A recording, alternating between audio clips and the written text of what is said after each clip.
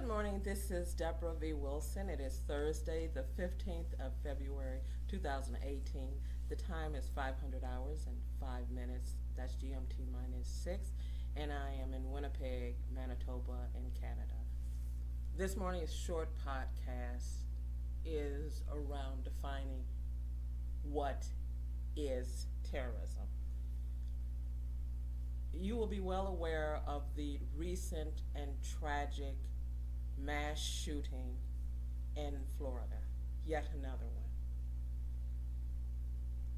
Yet another school shooting, yet another mass shooting in America. On the 6th of November 2017, I did a video, a podcast, around mass shootings in America and asking again, what is and how do we define terrorism? I think it's very important for security services collectively to look at and understand global trends of terrorism and extremism.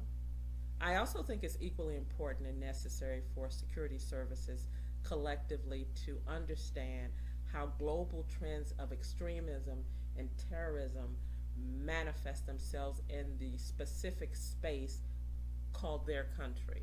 I think that's of paramount importance.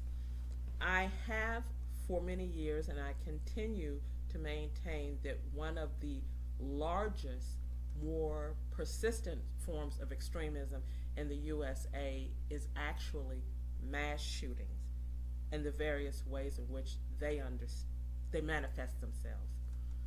I think there are a myriad of reasons for mass shootings in America. One of the more obvious reasons is the availability of guns in the U.S. But I also think, and I am looking at from my research, the ways in which hyper-toxic masculinity manifests itself globally and how it presents itself in incidents that we refer to as terrorism.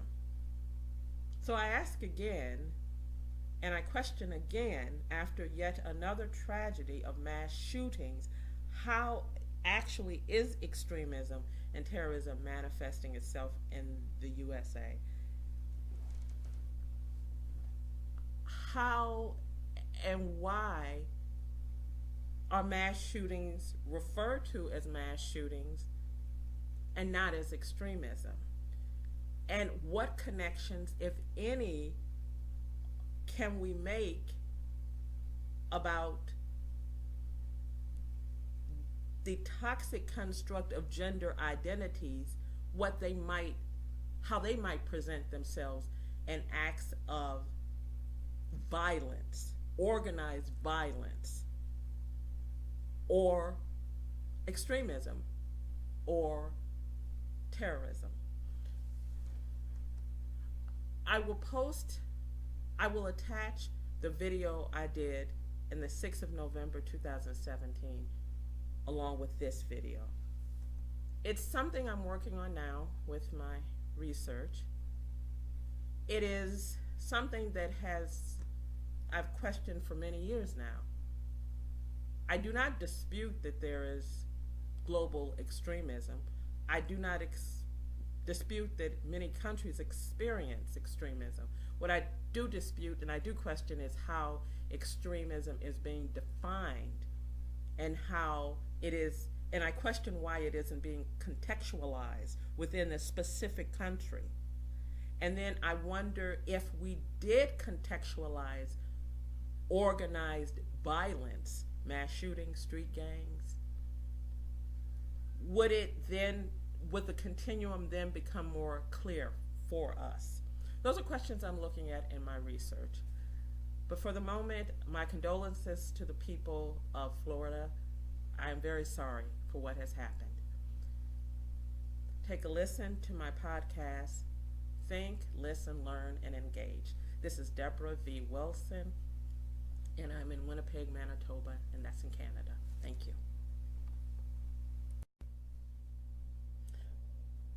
Good afternoon. This is Debra V. Wilson. It is Monday, the 6th of November, 2017, and the time is 1200 hours and 43 minutes, and that's GMT minus 6. By now, you've heard of yet the latest mass shooting in the U.S., this time, unfortunately. It's the Sutherland Spring Church in Texas.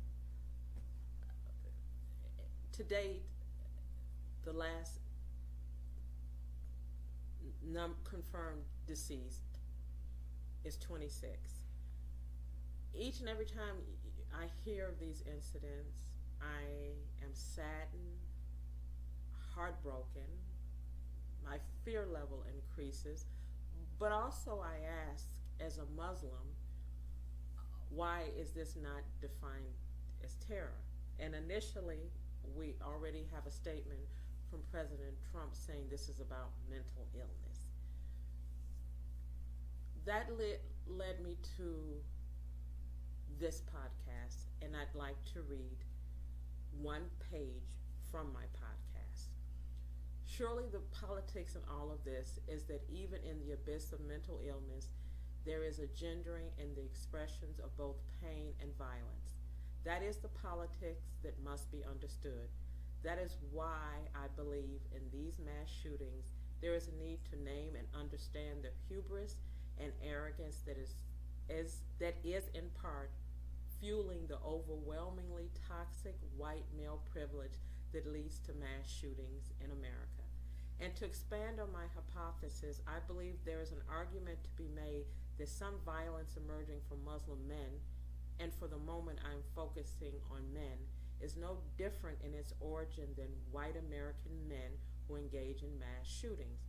And both phenomena are expressions of criminality that have emerged from a highly toxic and distorted construct of the performance of heterosexual male identity.